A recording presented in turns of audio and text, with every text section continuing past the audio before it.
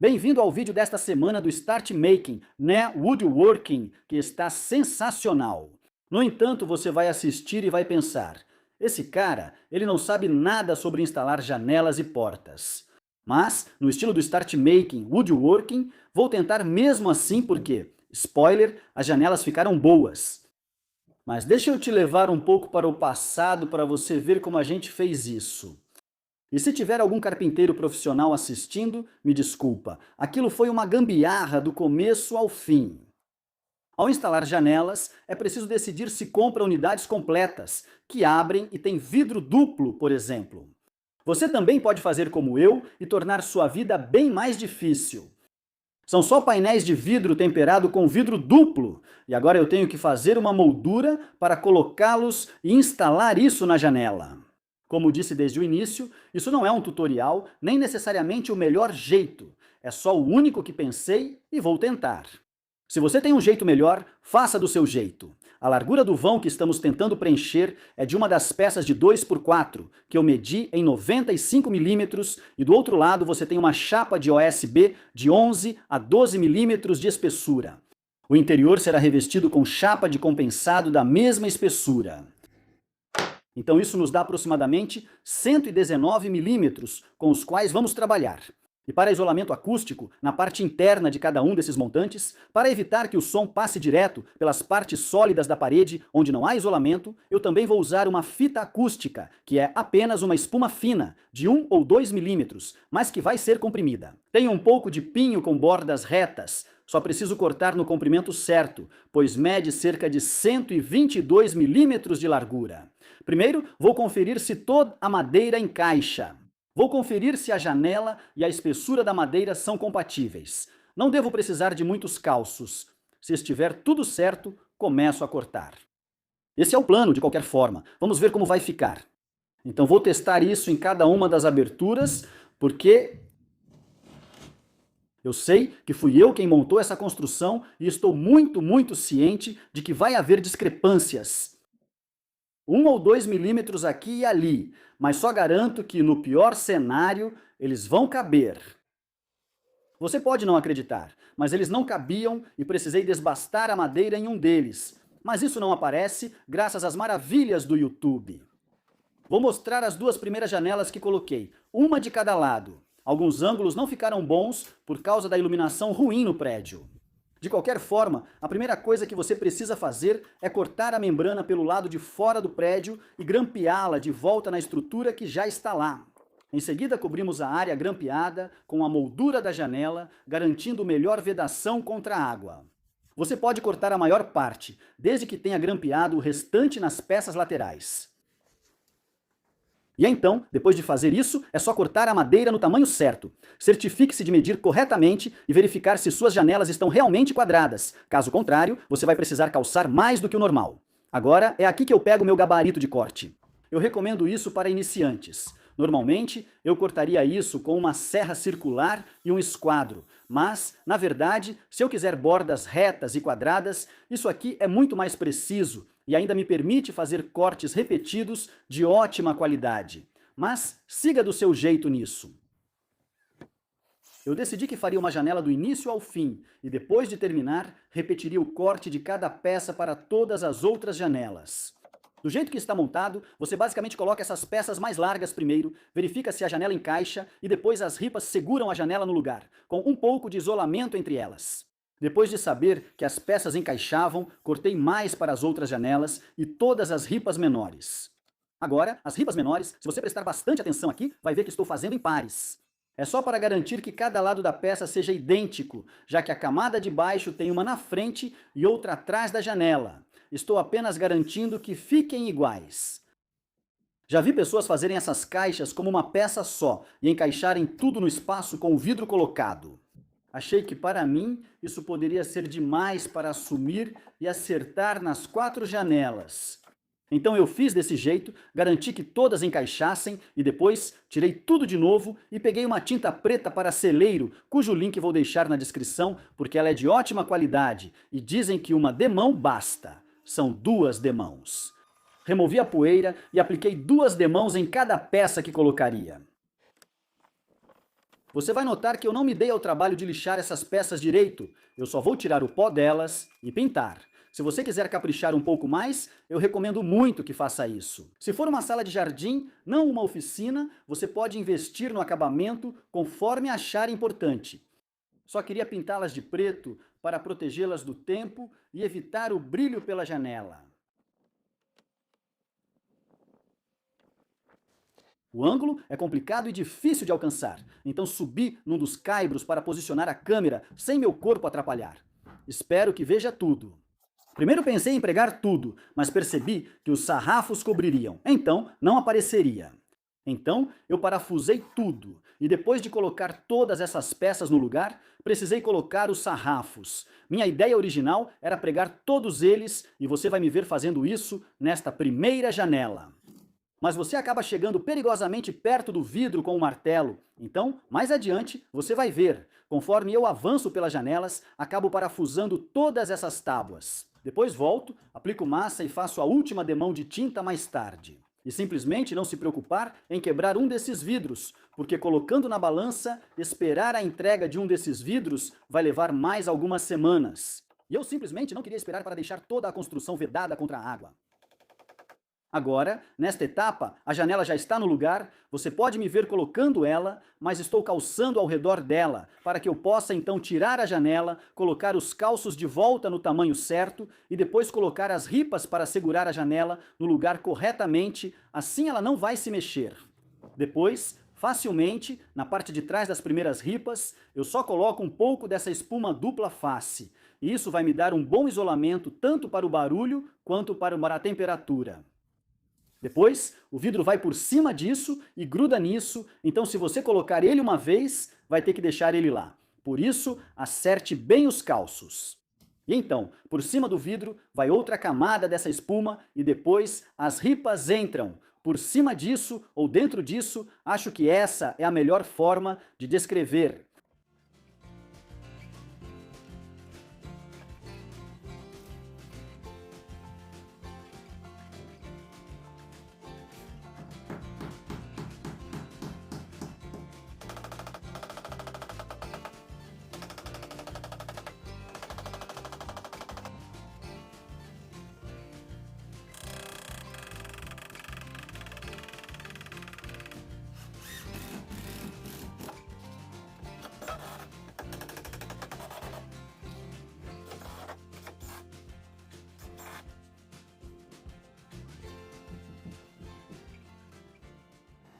Agora, esse gesto basicamente resume o fato de que não mostra nenhum dos erros que cometi.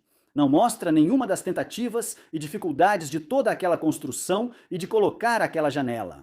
Sim, cortei a maioria. Isso mostra o método. Agora te mostro de outro ângulo, rapidinho. Vai levar um minuto para passar por isso. É só para o caso de você não ter percebido todas as diferentes camadas que vão em uma dessas janelas, e acho que dá para perceber pela que eu já coloquei, elas realmente ficam surpreendentemente boas. Eu mesmo fiquei um pouco surpreso, mesmo tendo provavelmente feito isso pelo caminho mais longo.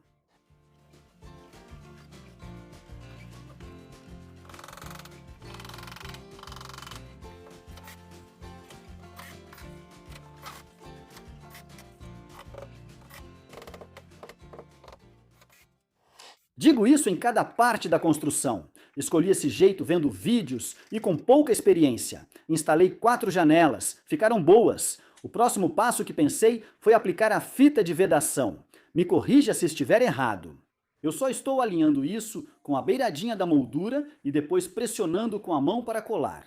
Mas não é o toque final, pois isso tem uma substância pegajosa tipo piche atrás, que se esfregar como faço aqui, ela achata. Você passa o rolo e ela até adere bem, mas na minha opinião, você não vai conseguir a aderência total nesse tipo de clima, quando está um pouco úmido e um pouco frio, a menos que você realmente aplique calor nela. E você vai ver no final que eu mostro que passei em uma delas com o soprador térmico. Na verdade, eu fiz todos com o soprador térmico. Só não quis mostrar todos repetidamente, porque pode ficar bem repetitivo.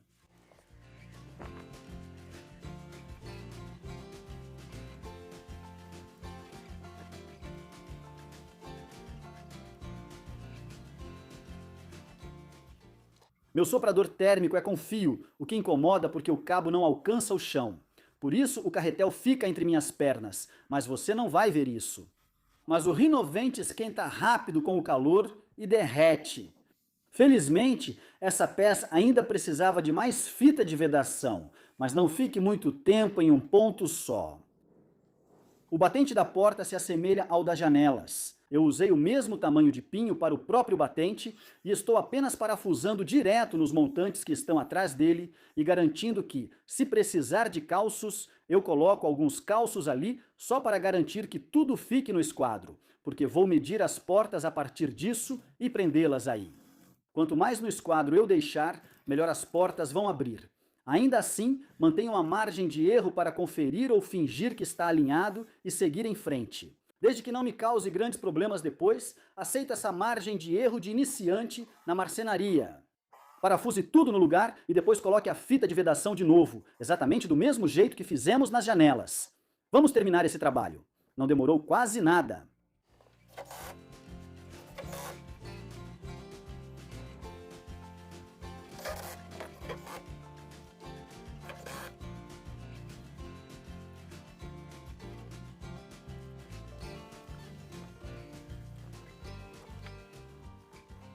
Beleza, instalamos as janelas e colocamos fita de vedação em todas as bordas para evitar entrada de água pelas laterais dos acabamentos, nas molduras das portas e janelas.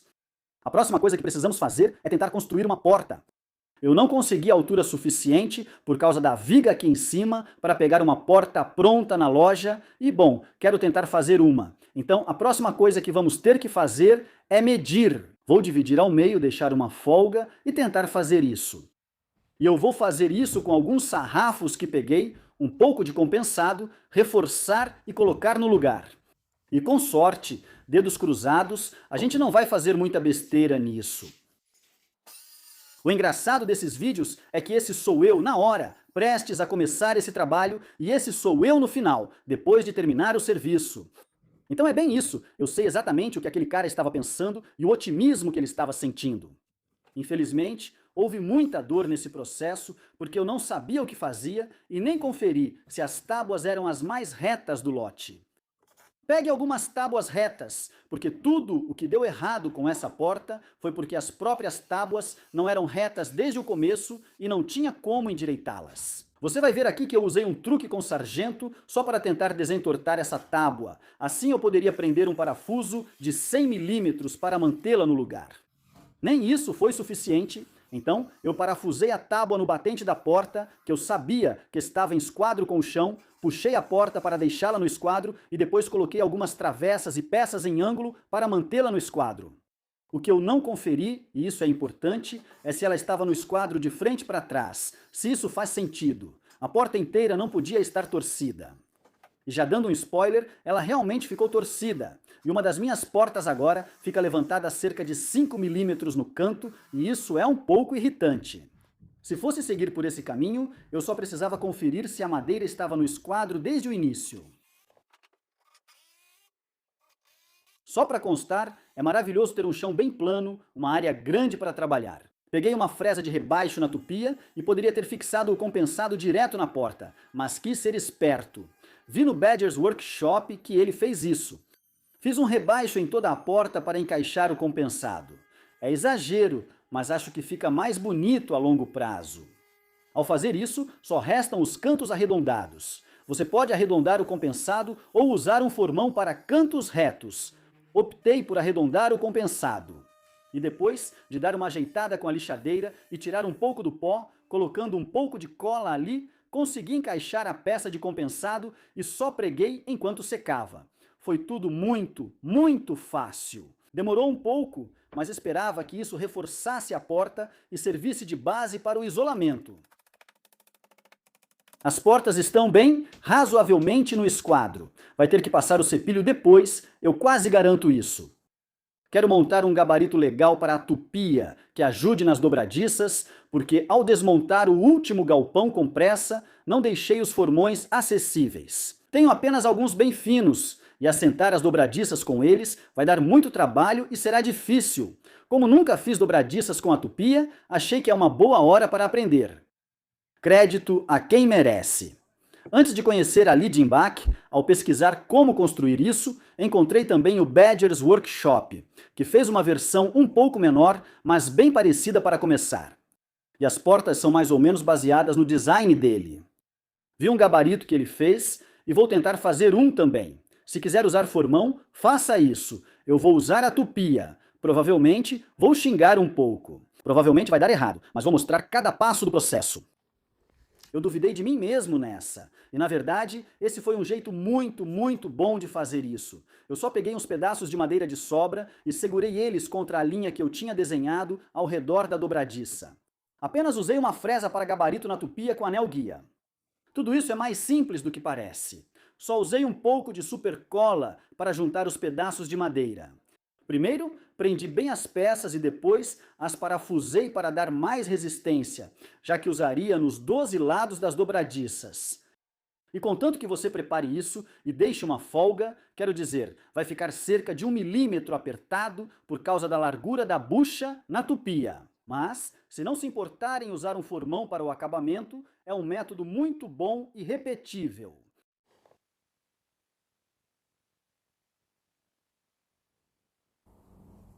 Usei com a base de imersão.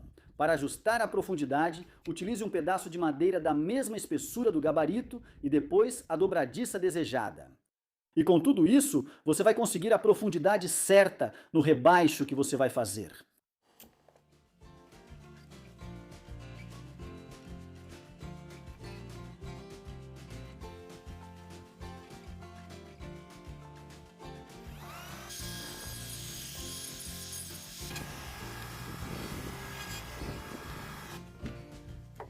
Você talvez não perceba o quão cego está esse formão. Minhas melhores estão guardadas. Mesmo assim, conseguimos terminar o trabalho ajustando conforme fazíamos. Mas depois que você fizer isso, tudo o que precisa fazer é levar o mesmo molde até o batente da porta e garantir que seu corpo fique bem na frente da câmera, para que ninguém consiga ver o que você está fazendo, porque isso seria simplesmente perfeito. E eu, na verdade, por pura sorte, consegui prender o molde diretamente no próprio batente da porta. Fiz 3 marcações no batente da porta, garantindo que estivessem alinhadas com as da porta, obviamente. E então chegou a parte realmente tranquila e fácil do trabalho, que era tentar pendurar essas portas. Você vai ver.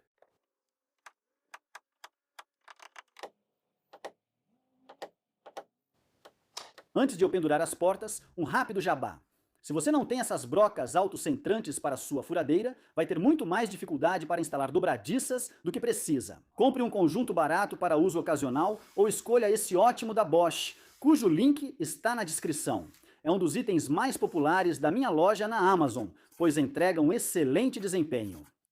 Enfim, depois de você furar e parafusar todas as dobradiças, aí é hora de parafusar o outro lado da dobradiça no batente da porta.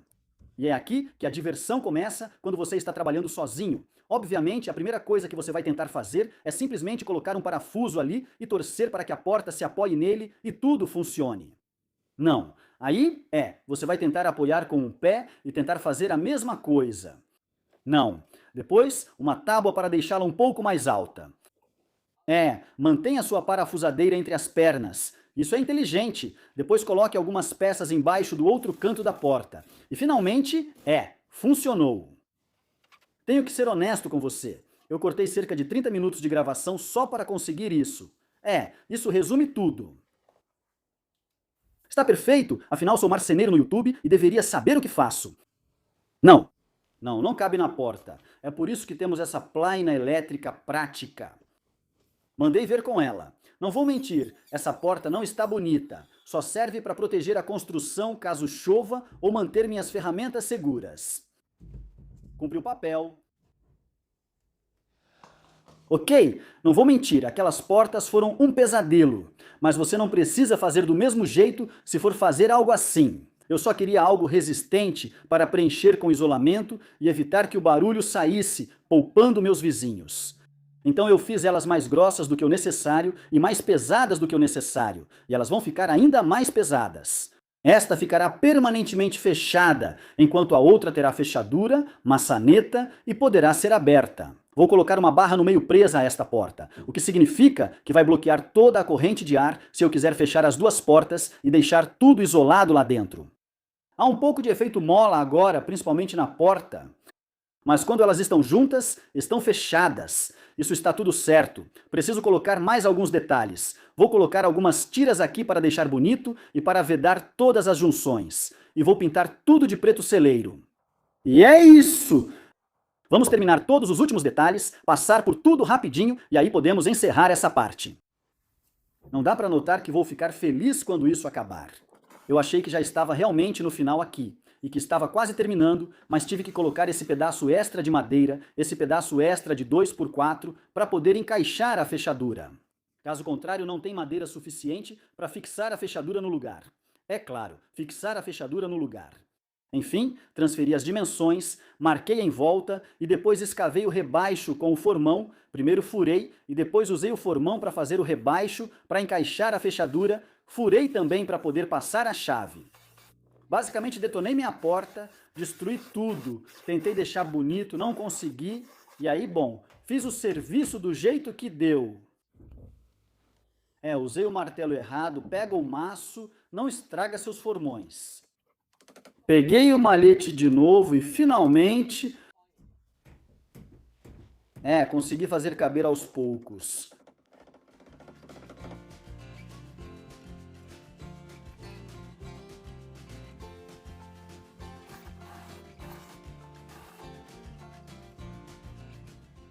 É um bom exemplo de por que você deve valorizar as pequenas vitórias. Olha essa cara.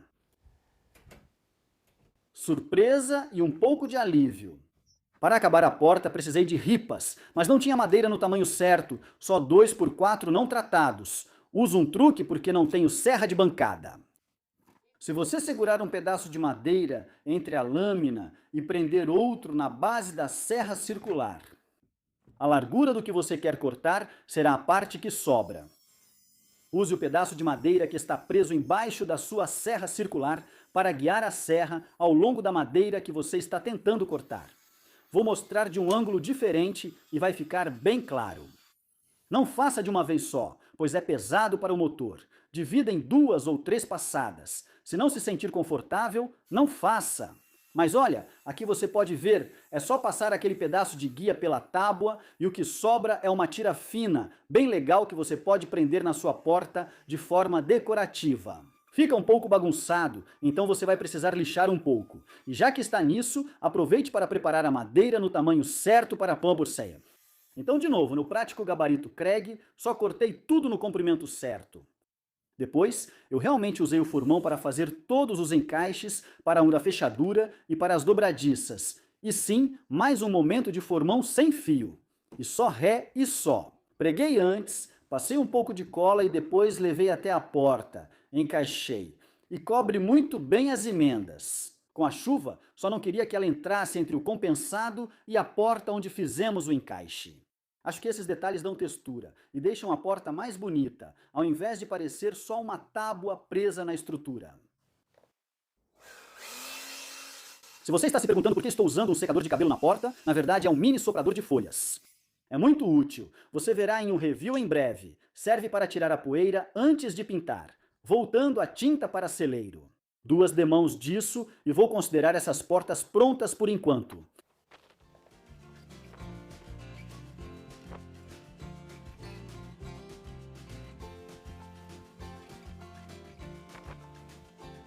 Bom, pintamos elas, penduramos e...